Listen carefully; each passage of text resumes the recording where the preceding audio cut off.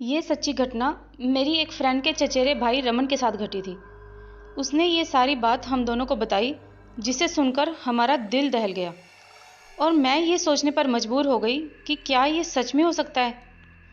ये उन दिनों की बात है जब रमन के सिर पर फोटोग्राफर बनने का भूत सवार था। उसने अपने पापा से झगड़ा करके पैसे लिए और एक सेकंड हैंड पर अच्छा चलने वाला कैमरा खरीद लिया। उस कैमरे से वो अपने आसपास दिखती हुई हर चीज़ की फ़ोटो खींचने लगा और अपने आप को प्रोफेशनल फ़ोटोग्राफ़र समझने लगा। लेकिन उसकी हालत तो तब खराब हुई जब उसके कैमरे में एक भयानक डराने वाला भूत कैद हो गया। पहले तो उसे लगा कि शायद ये सिर्फ एक ब्लैक एंड वाइट फ़ोटो है, लेकिन जब उसने ध्यान से देखा तो उसके रोंगटे खड़े हो गए, क्योंकि उस फ़ोटो में उसे अजीब सी दो आंखें दिख रही थी और वो आंखें गुस्से से कैमरे के सामने देख रही थी।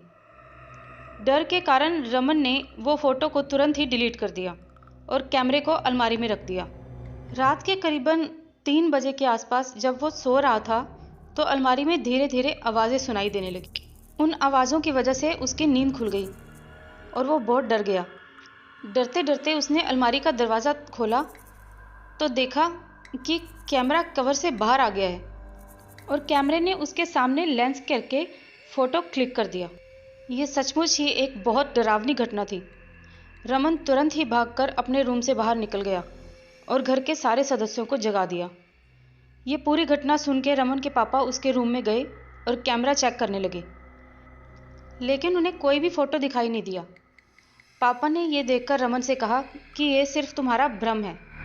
रमन को भी लगा शायद ये उसका भ्रम ही होगा।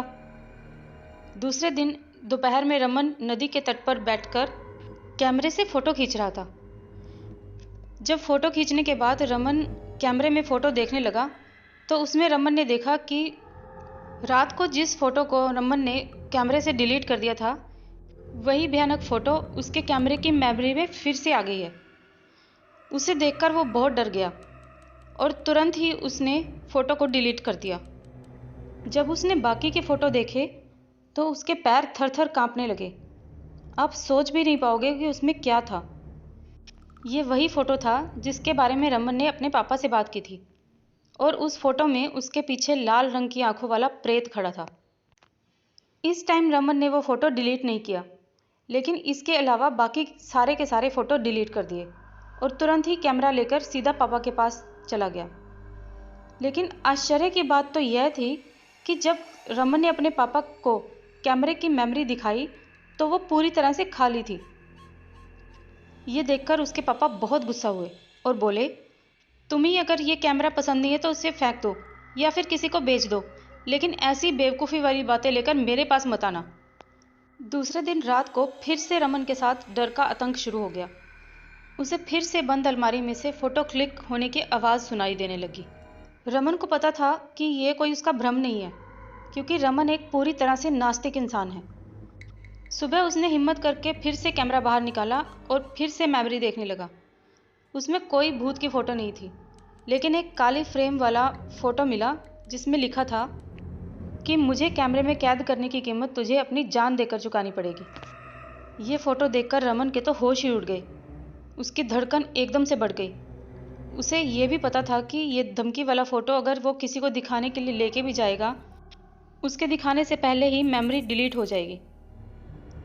45,000 रुपये में ख़रीदा हुआ कैमरा रमन ने 20,000 रुपये में बेच दिया।